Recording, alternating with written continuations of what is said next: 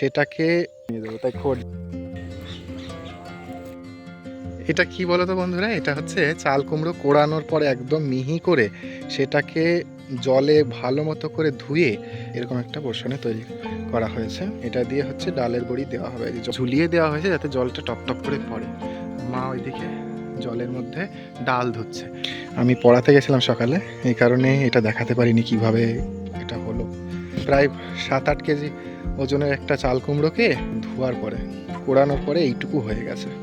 এই ডালগুলো প্রথমে জাতাতে ভেঙে নেওয়া হয়েছে। এই ডাল ভিজিয়ে রাখা হয়েছিল প্রায় 7-8 ঘন্টা, না প্রায় 6 ঘন্টা মতো।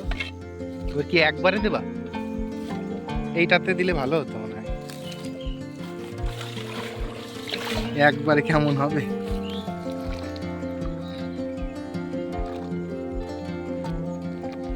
ফেনা হয়, কলাইয়ের ডাল আমাদের জমিতেই হয়েছিল।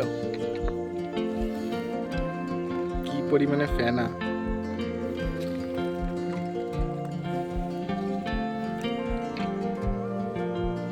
অনেকে কলের জলে ধোয়, আমাদের পুকুর আছে যেহেতু আমরা পুকুরেই ধুচ্ছি। পুকুরে ধোয়াটাই ভালো। সনাতন পদ্ধতিতে পুকুরেই ধোয়া হতো আর বেতের ধামায়, কিন্তু আমাদের এখন তো বেতের ধামা পাওয়া যায় না, ধরতে গেলে নেই। আমাদের একটা ছিল, সেটা নষ্ট হয়ে গেছে। জলটাকে পরিষ্কার করে নিতে হবে বারবার, আর এরকম করে খোসাটা বেরোবে। এরকম করলেই খোসাটা বেরিয়ে যাবে, ডাল একটাও বেরোবে না, সব খোসা বেরোবে। এরকম করে প্রায় 20 বার থেকে 25 বার মতো এরকম বারবার করতে করতে ডালটা পুরো সাদা হয়ে যাবে।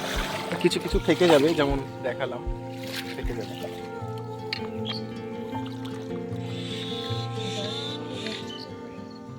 ঘাট থাকলে পরে ভালো হয়, কিন্তু ঘাট তো নেই, ঘাট বানাতে হবে। পুকুরের জলে এরকম ধোয়ার পরে টাইম কলের জলে ধুয়ে নিলে ভালো হয়। বিশাল কষ্টের একটা কাজ। ডাল ধোয়ার পরেও এরকম কিছু কিছু ডালে এরকম খোসা থেকে যায়, তো সেইগুলোকে এরকম চাপ দিলে পরেই যে বেরিয়ে আসে আর খোসাটা থেকে যায়, এটাকে ফেলে দিতে হয়। আমিও সাহায্য করছি মার সাথে। টুসি আয়, খোট কিন্তু, খোট তাড়াতাড়ি খোট, তাহলে মেলায় নিয়ে যাব।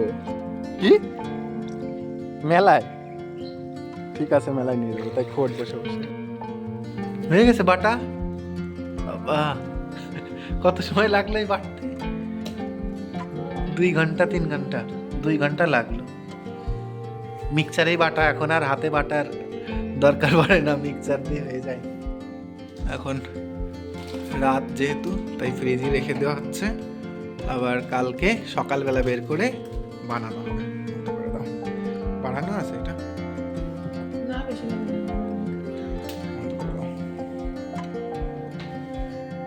সেই মশারির মধ্যে চাল কুমড়ো সেই কোড়ানো ছিল, সেইটা ওই ডাল বাটার মধ্যে মিশিয়ে একেবারে মেশানো হয়েছে। তারপর একটু একটু করে নিয়ে যত বেশি এরকম ঘোটা হবে জয়ী, আর তত বেশি ভালো হবে জিনিসটা, ফাফা হবে, হালকা হবে। এমনকি এইটা যদি জলের মধ্যে দেওয়া হয় জিনিসটা ভাসবে, তাই না? দেখে একটু পরীক্ষা করি। এবার কি জল? এই যে সেই ডাল ধোয়া জল, দেখি ভাসে নাকি। এই দেখো, ভাসলো।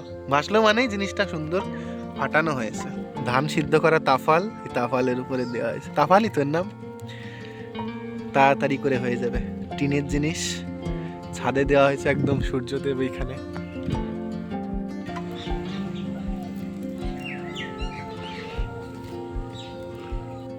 সারা হাতে জড়ানো। সবাই ভালো থাকবেন, দেখা হবে পরের ব্লগে। তো আমাদের ভিডিওটি যদি আপনাদের ভালো লেগে থাকে তাহলে অবশ্যই লাইক করবেন, আমাদের চ্যানেলটিকে সাবস্ক্রাইব করবেন। ধন্যবাদ।